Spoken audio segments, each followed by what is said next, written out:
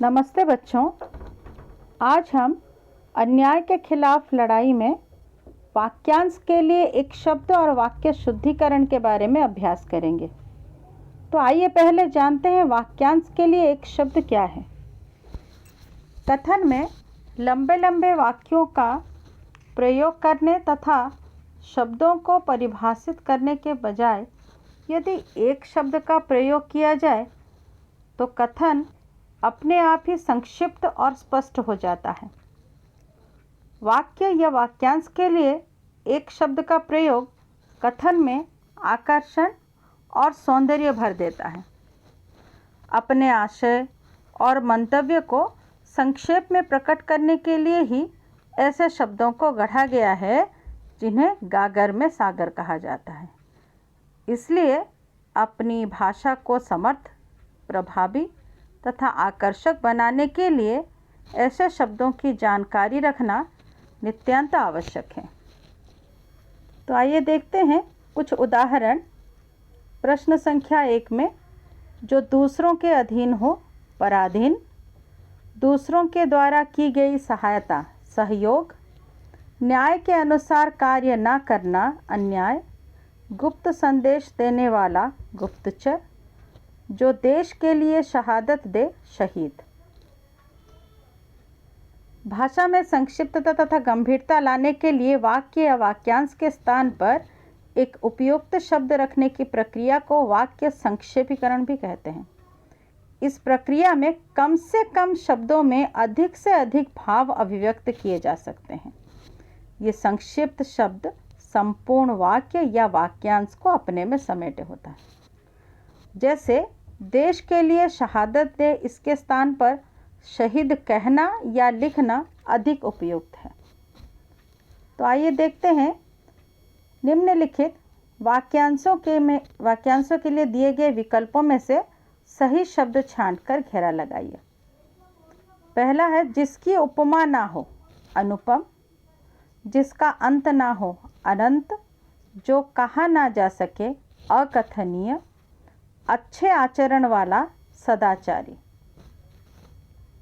निम्नलिखित शब्दों के लिए दिए गए विकल्पों में से उचित वाक्यांश पर सही का निशान लगाइए।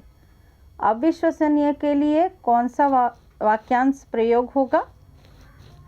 जिसका विश्वास ना किया जा सके।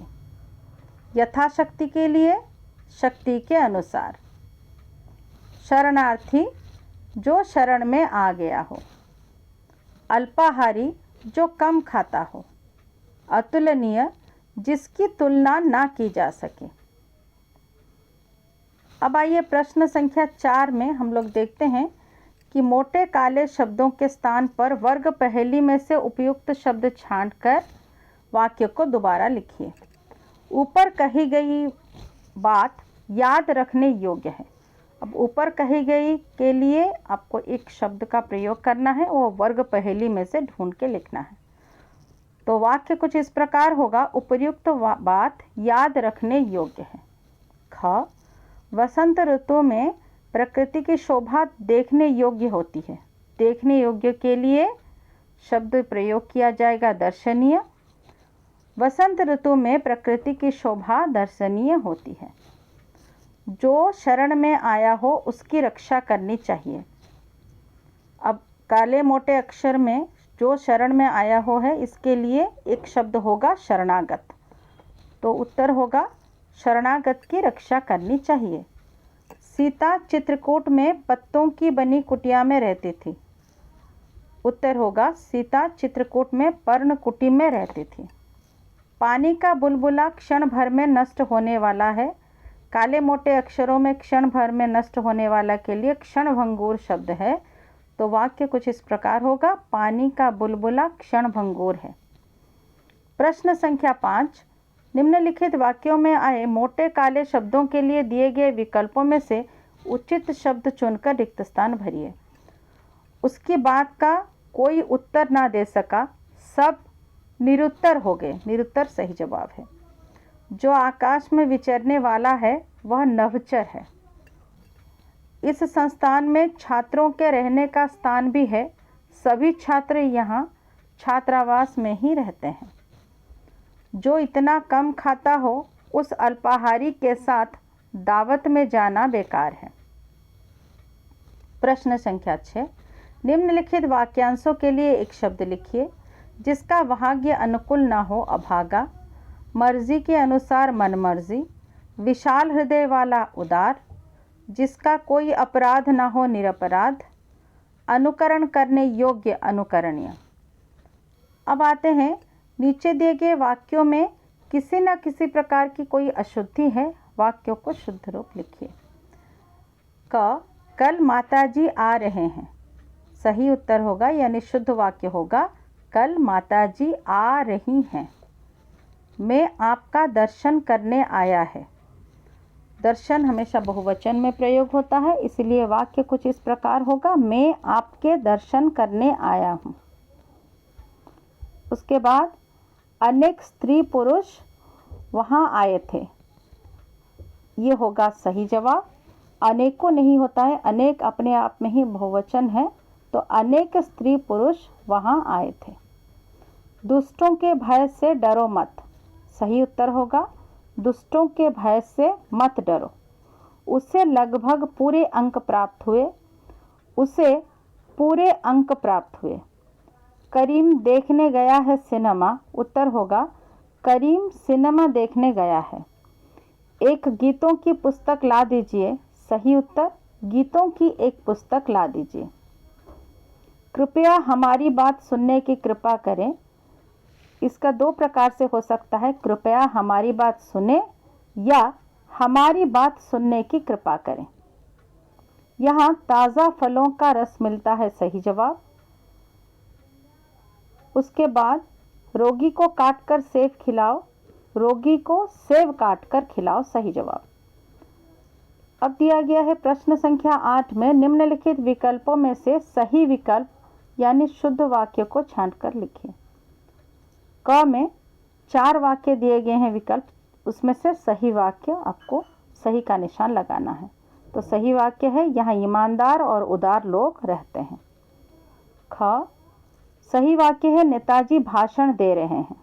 ग, सही वाक्य है हमारे राष्ट्र में भ्रष्टाचार देखकर मुझे बड़ा दुख होता है। घ, उसकी आवाज़ सुनाई पड़ी। सही वाक्य, यह घटना उस समय की है जब मैं 10 वर्ष का था। सही वाक्य। अब आते हैं, आओ दोहराएं। प्रश्न संख्या 9, निम्नलिखित शब्दों के रूप पहचान कर सही कॉलम में लिखिए। ग्राम तत्सम शब्द है। आम तद्भव है। कर्म तत्सम शब्द है। गृह तत्सम शब्द है और साथ तद्भव शब्द है। प्रश्न संख्या 10, नीचे दिए गए वाक्यों में उचित विराम चिन्ह लगाइए। स्वतंत्रता हमारा जन्म सिद्ध अधिकार है। अंत में पूर्ण विराम और शुरुआत होगी दोहरा उद्धरण चिन्ह से और खत्म भी होगा दोहरा उद्धरण चिन्ह से। ख, छी के बाद विस्मय आदि सूचक चिन्ह। तुमने तो नाम ही डुबो दिया। अंत में पूर्ण विराम। गणतंत्र दिवस की परेड में बच्चे अल्प विराम, स्त्री अल्प विराम, पुरुष सभी एकत्रित हुए। अंत में पूर्ण विराम। माताजी बोली अल्प विराम दोहरा उद्धरण चिन्ह शुरू, मैं आपके साथ चलूँगी, पूर्ण विराम और उसके बाद दोहरा उद्धरण चिन्ह खत्म। उसके बाद वह ईमानदार है, अल्प विराम, मैं नहीं मान सकता, अंत में पूर्ण विराम। निम्नलिखित वाक्यों के वचन बदलिए। लड़का भाग गया, लड़के भाग गए। बालिकाओं ने अच्छे गीत सुनाए। बालिका ने अच्छा गीत सुनाया। ग, मंच पर लड़की नाच रही है। उत्तर होगा मंच पर लड़कियां नाच रही हैं। पक्षी गगन में उड़ रहा है। पक्षी गगन में उड़ रहे हैं। उपवन में फूल खिलता है। उपवन में फूल खिलते हैं। नीचे दिए गए वाक्यों में क्रिया विशेषण शब्दों पर घेरा लगाइए और उनका भेद भी लिखिए। बच्चे धीरे धीरे चल रहे थे। उत्तर दिया गया है धीरे धीरे है क्रिया विशेषण और भेद है रीतिवाचक क्रिया विशेषण। गुरुजी अभी आए हैं। अभी क्रिया विशेषण, काल या समयवाचक क्रिया विशेषण। प्लेटफॉर्म, गाड़ी प्लेटफॉर्म पर अचानक आ गई। अचानक क्रिया विशेषण, अचानक है रीतिवाचक क्रिया विशेषण। मैं जितना खाता हूँ उतना मोटा होता हूँ, जितना और उतना क्रिया विशेषण, परिमाणवाचक क्रिया विशेषण। वकील ने मुझे शीघ्र ही बुलवा लिया, तो शीघ्र यहाँ पर काल या समयवाचक क्रिया विशेषण। नीचे दिए गए शब्दों में अनुस्वार अथवा अनुनासिक लगाइए। आनंद में नाव के ऊपर अनुस्वार, आंधी में आ के ऊपर अनुनासिक, पहुँचेंगे में हो के ऊपर अनुनासिक, उसके बाद च के ऊपर अनुस्वार, आंखें में आ के ऊपर अनुनासिक, खे के पास अनुस्वार, आठवीं में वी के पास अनुस्वार, चौका में चौ के पास अनुस्वार। आओ लिखें। कोया आदिवासियों ने जिस तरह से अन्याय के खिलाफ लड़ाई की उस बारे में बताते हुए अपने मित्र को पत्र लिखिए। पहले अपना पता लिखेंगे, सीजेएम कॉम्प्लेक्स, अपने घर का पता जहाँ से आप लिख रहे हैं चिट्ठी, डेरा तालचे, दिनांक, जिस दिन आप ये पत्र लिखेंगे उस दिन का दिनांक देंगे। प्रिय मित्र, अपने मित्र का नाम। सप्रेम नमस्ते। आशा करती हूँ कि ईश्वर की कृपा से तुम सकुशल होंगे। आज मैंने ऑनलाइन कक्षा में अन्याय के खिलाफ लड़ाई शीर्षक पाठ में कोया आदिवासियों के अंग्रेज़ों के अन्याय के खिलाफ अल्लूरी सीताराम राजू के नेतृत्व में जो लड़ाई लड़ी उसके बारे में बताने जा रही हूँ। आंध्र के घने जंगलों के बीच रहने वाले कोया आदिवासी बहुत सरल और स्वतंत्र जीवन बिता रहे थे, पर अंग्रेज़ों ने उनके बीच आकर सरल आदिवासियों का जीना दुभर कर दिया, उनकी आज़ादी छीन ली, अन्याय और अत्याचार करने लगे। इसी दौरान अल्लूरी सीताराम राजू ने अंग्रेज़ों द्वारा किए जा रहे अन्याय के खिलाफ उनका नेतृत्व लिया। आदिवासियों के वीरता और साहस से अंग्रेज़ों के तो होश उड़ गए। 2 साल तक यह विद्रोह चलता रहा, पर अंग्रेज़ इस विद्रोह की आग को बुझा न सका। अंत में अंग्रेज़ों ने छल कपट से आदिवासियों को परेशान करना शुरू कर दिया। सीताराम राजू से आदिवासियों के दुख देखा न गया।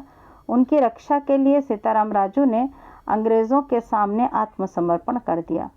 मेजर गुडाल के इशारे पर कुंचू मेनन नामक सिपाही ने सीताराम राजू पर गोली चलाई। इस तरह अल्लूरी सीताराम राजू अपने लोगों की खातिर शहीद हुआ। कोया आदिवासियों ने अन्याय के खिलाफ लड़ने की मिसाल स्थापित की।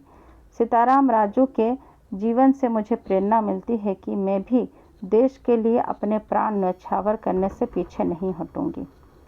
शेष सब अच्छा है, तुम्हारे पत्र के इंतज़ार में। फिर उसके बाद आप अपने मित्र का नाम लिखेंगे, तुम्हारा मित्र नाम। आशा करती हूँ आप अपने अभ्यास बुक में इस पूरे अभ्यास को करेंगे। धन्यवाद।